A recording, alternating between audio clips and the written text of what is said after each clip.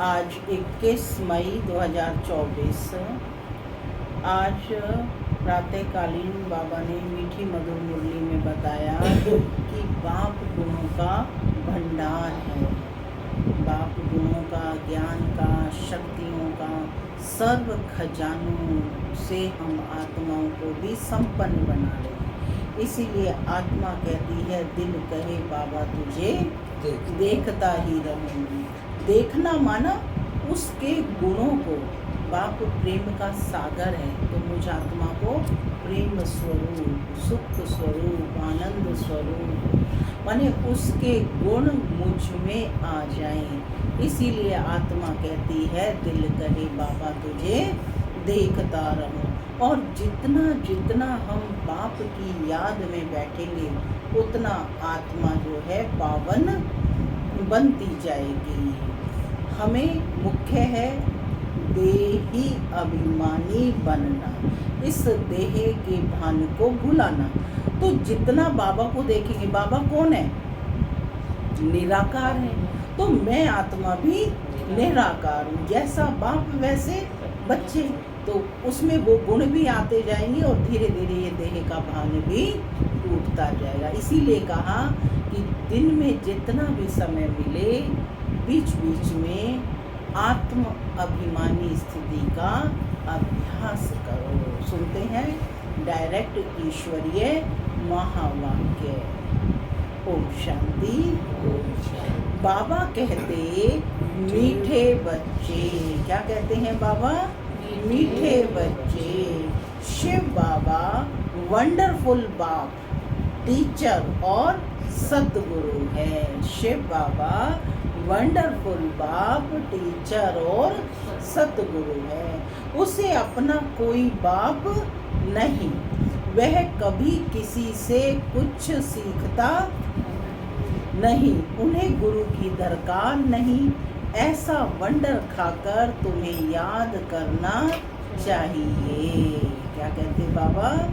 कि ऐसा वंडर खाकर के वो किसी से कुछ सीखता नहीं, उन्हें गुरु की कोई दरकार नहीं। ऐसा वंडर खाकर तुम्हें याद करना चाहिए।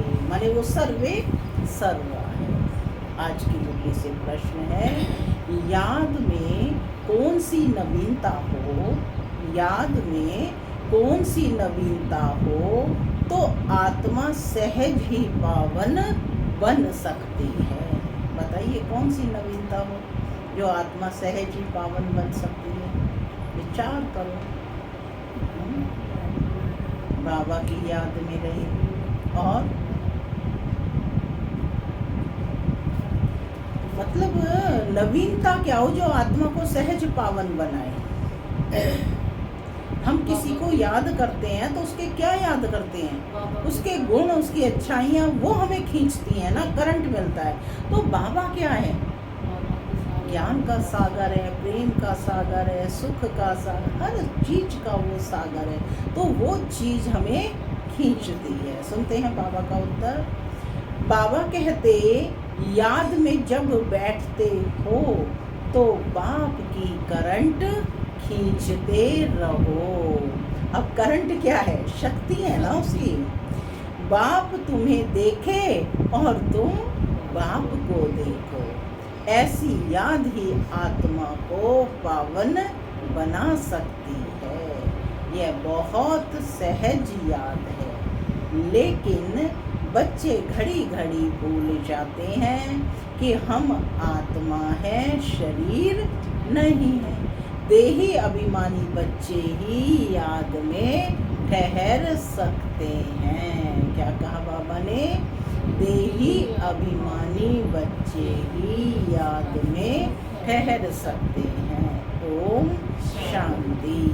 मैं आत्मा शांत स्वरूप हूँ, शांति मेरा स्वधर्म है।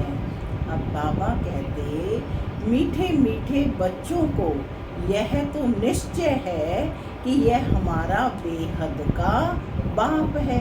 उनका कोई बाप नहीं। दुनिया में ऐसा कोई मनुष्य नहीं होगा जिसका बाप ना हो। एक एक बात बड़ी अच्छी समझने की है। और फिर नॉलेज भी वह सुनाते हैं जो कब पढ़ते नहीं हैं। नहीं तो मनुष्य मात्र कुछ ना कुछ पढ़ते जरूर है। श्री कृष्ण भी पढ़ा, श्री कृष्ण ने एजुकेशन दी है ना। बाप कहते हैं मैं क्या पढ़ूं? क्या शिव बाबा किसी से पढ़ा? नहीं ना। सुना है कि शिव बाबा का कोई गुरु है? मैं तो पढ़ाने आया हूँ। क्या कहते बाप? मैं तो पढ़ाने आया हूँ, मैं पढ़ा हुआ नहीं हूँ। मैंने कोई से शिक्षा नहीं ली है, कोई गुरु नहीं किया है। ड्रामा प्लान अनुसार बाप की जरूर ऊंचे ते ऊंच महिमा होगी। गाया भी जाता है ऊंचे ते ऊंचा भगवान। कल भी आया था मुरली में, ऊंचा नाम, ऊंचा धाम और ऊंचा काम। तो बाबा कहते उनसे ऊंचा फिर क्या होगा? ना बाप, ना टीचर, ना गुरु। वो सबसे सुप्रीम है। सुप्रीम बाप है, सुप्रीम टीचर है और सुप्रीम सदगुरु है। इस बेहद के बाप का ना कोई बाप है, ना टीचर है, ना गुरु है। यह स्वयं ही बाप, टीचर, गुरु है। यह तो अच्छी तरह समझ सकते हो। बाबा कहते इस बात को समझने में मुश्किल है क्या कि बाप बाप भी है, टीचर भी है और सतगुरु भी है। ऐसा कोई भी व्यक्ति हो नहीं सकता। यही वंडर खाकर ऐसे बाप, टीचर और सतगुरु को याद करना चाहिए। मनुष्य कहते भी हैं कि ओ गॉड फादर। वह नॉलेजफुल टीचर भी है, सुप्रीम गुरु भी है। एक ही है, ऐसा कोई दूसरा मनुष्य मात्र नहीं होगा। उनको पढ़ाना भी मनुष्य तन में है। पढ़ाने के लिए मुख तो जरूर चाहिए। यह भी बच्चों को घड़ी घड़ी स्मृति रहे तो भी बाबा कहते बेड़ा पार हो जाए। बाप को याद करने से ही विकर्म विनाश होंगे। सुप्रीम टीचर समझने से सारा ज्ञान बुद्धि में आ जाएगा। वह सतगुरु भी है, हमको योग सिखला रहे हैं। एक के ही साथ योग लगाना है। सभी आत्माओं का एक ही फादर है। सब आत्माओं को कहते हैं मामेकम याद करो। आत्मा ही सब कुछ करती है। इस शरीर रूपी मोटर को चलाने वाली आत्मा है। उनको रथ कहो व कुछ भी कहो, मुख्य चलाने वाली है आत्मा। आत्मा का बाप एक ही है। मुख से कहते भी हो कि हम सब आपस में भाई भाई हैं। एक बाप के बच्चे हम सब भाई भाई हैं। फिर जब बाप आते हैं प्रजापिता ब्रह्मा के तन में तो भाई बहन होना पड़ता है। प्रजापिता ब्रह्मा मुख वंशावली तो भाई बहन होंगे ना। भाई की बहन से कभी भी शादी नहीं होती है। तो यह सब प्रजापिता ब्रह्मा कुमार, ब्रह्मा कुमारियां हो गई। तो भाई बहन समझने से जैसे बाप के लवली चिल्ड्रन ईश्वरीय संप्रदाय के हो गए। तुम कहेंगे हम हैं डायरेक्ट ईश्वरीय संप्रदाय। ईश्वर बाबा हमको सब कुछ सिखला रहे हैं। वह कोई से सीखा हुआ नहीं है, वह तो है ही सदैव संपूर्ण। कौन है? सदैव संपूर्ण। उनकी कलाएं कभी कम नहीं होती हैं और सबकी कलाएं कम होती हैं। हम तो शिव बाबा की बहुत महिमा करते हैं। शिव बाबा कहना बड़ा इजी है और बाप ही पतित पावन है। सिर्फ ईश्वर कहने से इतना जचता नहीं है, अभी तुम बच्चों के दिल में जचता है। बाप कैसे आकर पतितों को पावन बनाते हैं। लौकिक बाप भी है, पारलौकिक बाप भी है। पारलौकिक बाप को सभी याद करते हैं क्योंकि पतित हैं, तब याद करते हैं। पावन बन गए, फिर तो दरकार नहीं पतित पावन को बुलाने की। जब पतित है तभी तो बुलाते हैं ना। तो बाबा कहते ड्रामा देखो कैसा है, पतित पावन बाप को याद करते हैं, चाहते हैं कि हम पावन दुनिया के मालिक बने। क्या चाहते हैं? कि हम पावन दुनिया के मालिक बने। शास्त्रों में दिखाया है देवताओं और असुरों की लड़ाई लगी। कब लगी देवताओं और असुरों की लड़ाई? परंतु ऐसा तो है नहीं। जब देवताएं थे तो असुर नहीं थे, जब असुर हैं तो देवताएं नहीं है, तो लड़ाई कब लगी? लड़ाई कब लगी? अरे बोलो, इतना ज्ञान सुन रहे हो। द्वापर में लगी। हाँ, अब नहीं लगी हुई है लड़ाई। लड़ाई माना आसुरी संस्कार जो हैं उनको हमने क्या करना है? उनको क्या करना है? परिवर्तन करना है। तो उनसे ही योद्धा बन करके हम संघर्ष कर रहे हैं। ठीक है ना? यही देवताई और आसुरों की लड़ाई का है। क्योंकि फिर विजय किसकी होती है? देवताओं की होती है। आसुरी गुणों का विनाश हो जाता है। तो शास्त्रों में दिखाया है देवताओं और असुरों की लड़ाई लगी, परंतु ऐसा तो है नहीं ना। यहाँ पर अब कोई देवता है नहीं है, है ना? तो आसुरी संस्कार जो हैं वो विरोधाभास कर रहे हैं देवताई संस्कारों से। तो देवताई संस्कार अपने को जीत पहनाते हैं। तो बाबा कहते हैं अभी तुम समझते हो ना कि हम ना असुर हैं ना देवता है, अभी हम हैं बीच के। सभी तुमको कूटते रहते हैं। यह खेल बड़ा मजे का है। नाटक में मजा ही देखने जाते हैं ना। वह सब है हद की ड्रामा और यह है बेहद का ड्रामा। इनको और कोई नहीं जानते। देवताएं तो जान भी नहीं सकते, देवताओं को तो नॉलेज ही नहीं है। अभी तुम कलयुग से निकल आए हो। जो खुद जानते हैं वह औरों को भी समझा सकते हैं। कहाँ बैठे हो? कलयुग में बैठे हो क्या? पुरुषोत्तम संगम युग पर निकल आए ना कलयुग से। एक बार ड्रामा देखा तो फिर सारा ड्रामा बुद्धि में आ जाएगा। बाबा ने समझाया है यह मनुष्य सृष्टि रूपी झाड़ है, इनका बीज ऊपर में है। विराट रूप कहते हैं ना। बाप बैठ तुम बच्चों को समझाते हैं। मनुष्यों को ये पता नहीं है कि शिव बाबा कोई से भाषा सीखा होगा क्या, जबकि उनका कोई टीचर भी नहीं, तो भाषा फिर क्या सीखा होगा? तो जरूर जिस रथ में बाप आते हैं उनकी भाषा ही काम में लाएगा। उनकी अपनी भाषा तो कोई है नहीं, वह कुछ पढ़ते सीखते नहीं, उनका कोई टीचर होता नहीं। श्री कृष्ण तो सीखता है।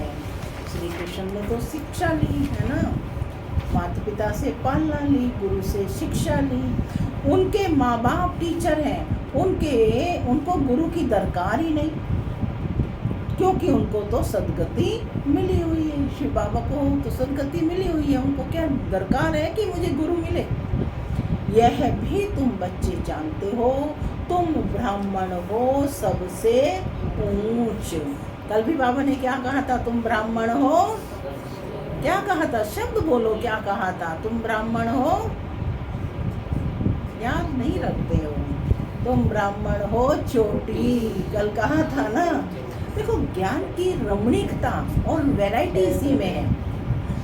हर रोज पढ़ाई का आनंद इसी में है कि अलग अलग शब्दों के द्वारा बच्चों में उमंग, उत्साह, रोमांच भरा जाता है। एक ही पढ़ाई रोज हो तो क्या नहीं मन लगेगा ना। तो पढ़ाई में रमणीकता है, ज्ञान में रमणीकता है। तो कहते तुम ब्राह्मण हो सबसे ऊंच, यह तुम स्मृति में रखो। हमको पढ़ाने वाला है बाप, हम अभी ब्राह्मण हैं। ब्राह्मण, देवता, क्षत्रिय, वैश्य, शूद्र, कितना क्लियर है। बाप को तो पहले से ही कह देते हैं, वह सब कुछ जानते हैं। क्या जानते हैं ये किसको पता नहीं है। वह है नॉलेज फुल, क्या है? नॉलेजफुल। अब किस में नॉलेजफुल है? सारे सृष्टि के आदि मध्य अंत की उनको नॉलेज है। बीज को सारे झाड़ की नॉलेज होती है, वह तो है जड़ बीज। तुम हो चैतन्य, तुम अपने झाड़ को नॉलेज झाड़, अब तुम अपने झाड़ की नॉलेज समझाते हो।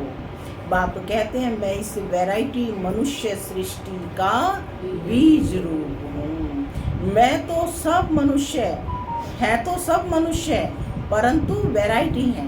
एक भी आत्मा के शरीर के फीचर्स दूसरे जैसे नहीं हो सकते। हर एक में कोई ना कोई अंतर है ना। देखिए कितने वैरायटी फीचर्स हैं सब में। दो एक्टर्स एक जैसे नहीं हो सकते, उनमें जरूर कुछ ना कुछ डिफरेंस होगा। यह है बेहद का ड्रामा।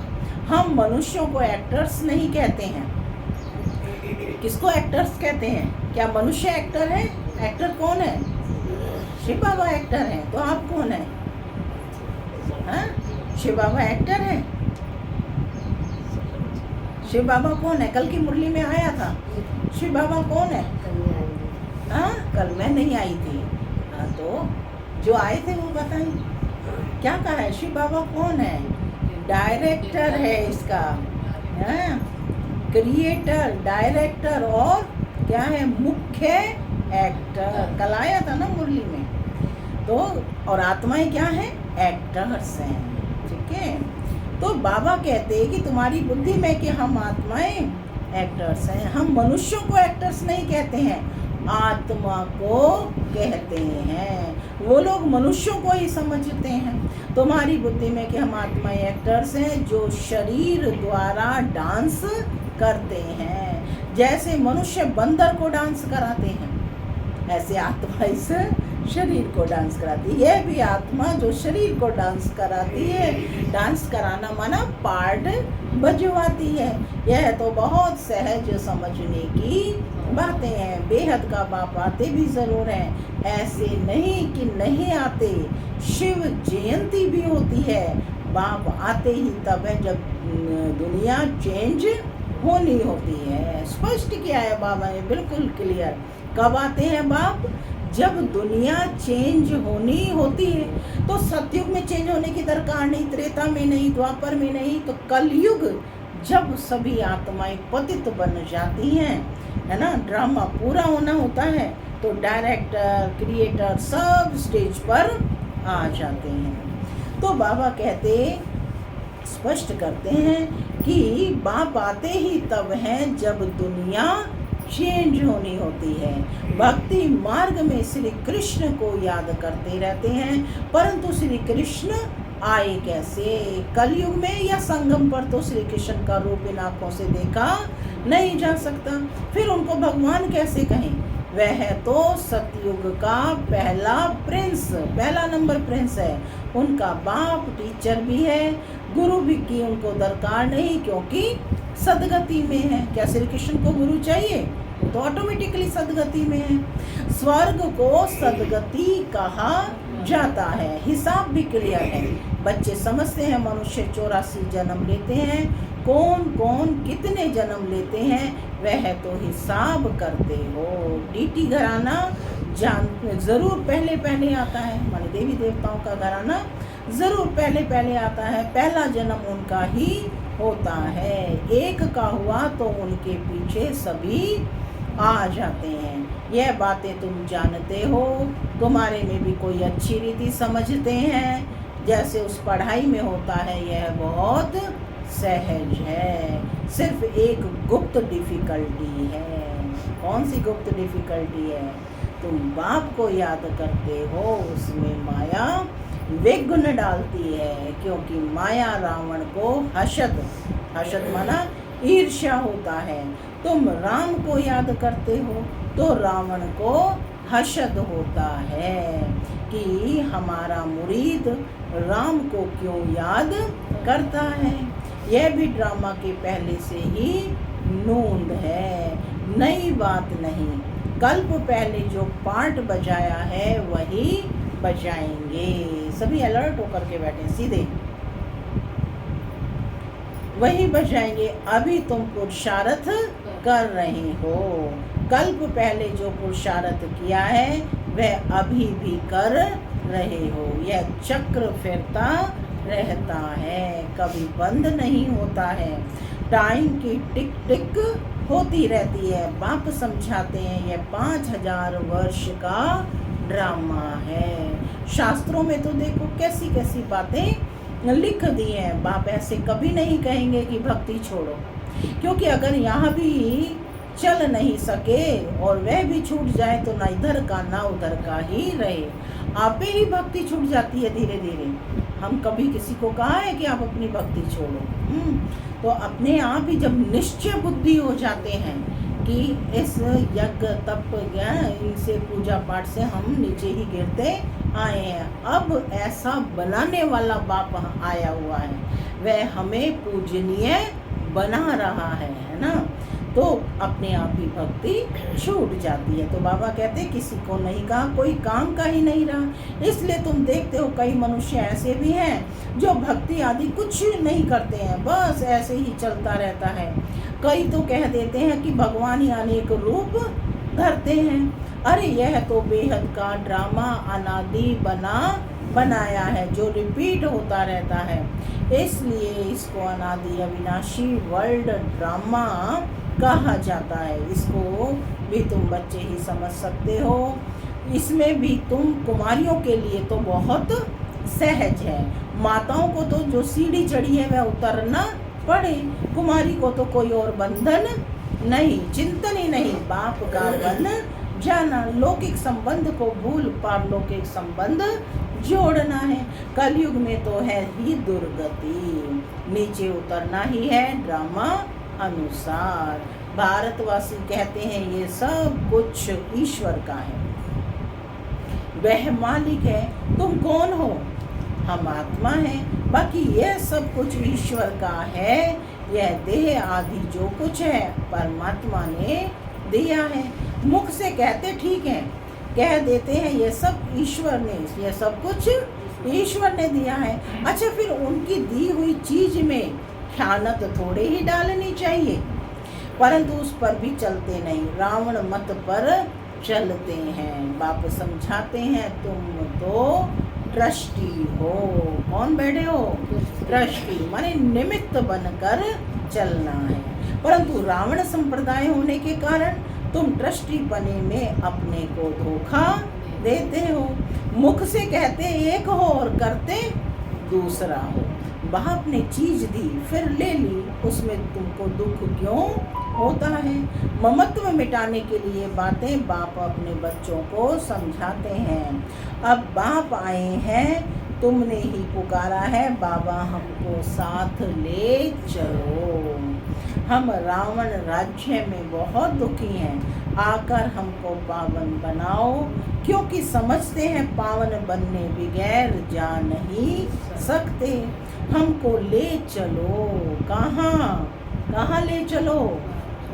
घर ले चलो। हर एक को अपने घर की चाहना होती है ना। सब कहते हैं कि हम घर जाएं, माने होम सिकनेस है सबका। श्री कृष्ण के भक्त चाहते हैं कि हम श्री कृष्णपुरी अर्थात बैकुंठ में जाएं। सतयुग ही याद रहता है, प्यारी चीज है ना। मनुष्य मरता है तो स्वर्ग जाता नहीं, स्वर्ग तो सतयुग में ही होता है, कलयुग में होता है नर्क, तो जरूर पुनर्जन्म नर्क में ही होगा। यह कोई सतयुग थोड़े ही है, यह तो वंडर ऑफ वर्ल्ड है। कहते भी हैं वह सतयुग क्या है? वंडर ऑफ वर्ल्ड है, कहते भी हैं, समझते भी हैं। फिर भी कोई मरता है तो उनके संबंधी कुछ भी समझते नहीं। क्या कहते? स्वर्ग गया। अरे स्वर्ग तो सतयुग में होता है। बाप के पास जो 84 के चक्र की नॉलेज है वह बाप ही दे सकते हैं। तुम तो अपने को देह समझते हो, वह रॉन्ग था। अब बाप कहते हैं देही अभिमानी भव। क्या बनो? देही अभिमानी। श्री कृष्ण तो कह ना सके कि देही अभिमानी भव, उनको तो अपनी देह है ना। शिव बाबा को तो अपनी देह नहीं है, तो कौन कह सकता है? श्री कृष्ण कह सकता है या शिव बाबा? जो जैसा है वही वैसा बनाएगा, वो तो स्वयं देहधारी है। यह है तो उनका रथ है, ब्रह्मा जो है शिव बाबा का रथ है, जिसमें वह विराजमान है, उनका यह रथ है, तो इनका भी रथ है। इनकी अपनी आत्मा भी है, बाप का भी लोन लिया हुआ है। बाप कहते हैं मैं इनका आधार लेता हूँ, अपना तो है नहीं, तो पढ़ाएंगे कैसे? बाप रोज बैठ बच्चों को कशिश करते हैं कि अपने को आत्मा समझ और बाप को देखो, यह शरीर भी भूल जाए। जब अभ्यास करोगे, बैठ जाओ बाबा के चित्र के सामने आकर और बाबा से बातें करो, बाबा को देखो कि उसमें क्या क्या। सिर्फ देखता रहूं माने सिर्फ देखता ही रहना है, देखना क्या है आज बाबा ने उसको स्पष्ट किया है। तो कहते हैं कि बाबा कहते कि मैं इनका आधार लेता हूँ, अपना तो नहीं है। तो बाप रोज बैठ बच्चों को कशिश करते हैं कि अपने को आत्मा समझ और बाप को देखो, यह शरीर भी भूल जाए, हम तुमको देखें और तुम हमको देखो। तुम कितना बाप को जितना बाप को देखेंगे पवित्र होते जाएंगे, और कोई उपाय पावन बनने का है नहीं। अगर हो तो बताओ, जिससे आत्मा पवित्र होती हो। गंगा के पानी से तो नहीं होगी, पहले तो कोई भी बाप का परिचय, कोई को भी बाप का परिचय देना है। ऐसा बाप तो और कोई होता नहीं। लफ्ज देखो, ऐसा समझा है जो चक्रित हो जाए, समझे बरोबर इनको परमात्मा कहा जाता है, माने उसको निश्चय हो जाए कि इनको परमात्मा मिला है और ये परमात्मा का ज्ञान हमें दे रहे हैं। अभी तुम बच्चों को बाप अपना परिचय दे रहे हैं कि मैं कौन हूँ, यह भी बच्चों को मालूम है। हिस्ट्री रिपीट होती है, जो इस कुल के होंगे वही आएंगे, बाकी तो सब अपने अपने धर्म में चले जाएंगे। जो और धर्मों में कन्वर्ट हो गए हैं वे फिर निकल अपने अपने सेक्शन में चले जाएंगे। इसलिए निराकारी झाड़ भी दिखाया है। यह बातें तुम बच्चे ही समझते हो, बाकी तो कोई मुश्किल ही समझते हैं। 7-8 से कोई में से कोई 1-2 निकलेंगे जो समझेंगे कि नॉलेज बहुत अच्छी है। यहाँ का जो होगा उनको तूफान कम आएंगे, दिल होगी फिर जाएं और जाकर सुने। कई फिर संघ के रंग में भी आ जाते हैं और फिर आते नहीं। जहाँ पार्टी को जाता हुआ देखेंगे तो उसमें लटक पड़ेंगे। मेहनत लगती है बहुत, कितनी मेहनत करनी पड़ती है। घड़ी घड़ी कहते हैं कि हम भूल जाते हैं, मैं आत्मा हूँ, शरीर नहीं है, घड़ी घड़ी भूल जाते हैं। बाप भी जानते हैं कि बच्चे काम चिता पर बैठ काले हो जाते हैं, कब्र दाखिल हो पड़े हैं, इसलिए सांवरे बन गए हैं। उनको ही फिर बाप कहते हैं हमारे बच्चे सब जल मरे। यह बेहद की समझने की बात है। कितनी करोड़ों आत्माएं हमारे घर में रहने वाली हैं, अर्थात ब्रह्म लोक में रहने वाली हैं। बाप तो बेहद में खड़े हैं ना, तुम भी बेहद में खड़े हो जाएंगे। जानते हो बाबा स्थापना करके चला जाएगा, फिर तुम राज्य करेंगे। बाकी सब आत्माएं कहाँ जाएंगी? बाकी सब आत्माएं शांति धाम में चली जाएगी। तभी कहा है गति और सदगति दाता है भगवान। कौन है? गति और गति तो सबकी होनी है ना। तो कहते बाकी सब आत्माएं शांति धाम में चली जाएंगी। अच्छा, मीठे मीठे सिक्के लगे बच्चों प्रति माता पिता बाप दादा का याद प्यार और गुड मॉर्निंग। रूहानी बाप की रूहानी बच्चों को नमस्ते। हम रूहानी बच्चों की रूहानी बाप दादा को याद प्यार गुड मॉर्निंग और नमस्ते नमस्ते। सदा रहो हंसते। धारणा के लिए मुख्य सार। पहला, किसी भी एक्टर से रावण हशद करे, विघ्न डाले, तूफान में लाए तो उसे ना देख, अपने पुरुषार्थ में तत्पर रहना है। क्योंकि हर एक एक्टर का पार्ट इस ड्रामा में अपना अपना है। यह अनादि ड्रामा बना हुआ है। दूसरा, रावण मत पर ईश्वर की अमानत में ख्यानत नहीं डालनी है। सबसे ममत्व निकाल पूरा ट्रस्टी होकर रहना है। आज का वरदान है सदा एक रस मूड द्वारा। सदा एक रस मूड द्वारा सर्व आत्माओं को सुख शांति प्रेम की अंजलि देने वाली महादानी आत्मा भव। सदा एक रस मूड द्वारा सर्व आत्माओं को सुख शांति प्रेम की अंजलि देने वाली महादानी भव। आप बच्चों की मूड सदा खुशी की एक रस रहे। कभी मूड ऑफ, कभी मूड बहुत खुश, ऐसे नहीं। सदा महादानी बनने वालों की मूड कभी बदलती नहीं है। माने जो उनका स्वभाव है वो स्वभाव सदा ही रहता है। देवता बनने वाले मन्नत देने वाले। आपको कोई कुछ भी दे, लेकिन आप महादानी बच्चे सबको सुख की अंजलि, शांति की अंजलि, प्रेम की अंजलि दो। ठीक है। तन की सेवा के साथ साथ मन से ऐसी सेवा में बिजी रहो जो डबल पुण्य जमा हो जाएगा। स्लोगन है, आपकी विशेषताएं प्रभु प्रसाद हैं। आप में जो भी गुण है ना, जो भी विशेषताएं हैं वो क्या है? प्रभु प्रसाद हैं। इन्हें सिर्फ स्वयं प्रति यूज नहीं करो, बांटो और बढ़ाओ। कि सिर्फ ज्ञान मैंने ही सुन लिया, नहीं। बाबा कहते ये प्रभु का प्रसाद तुम्हें मिला है तो इसे बांटो। हाँ, बांटो और बढ़ाओ। इसे सिर्फ अपने प्रति यूज नहीं करो। ओम शांति।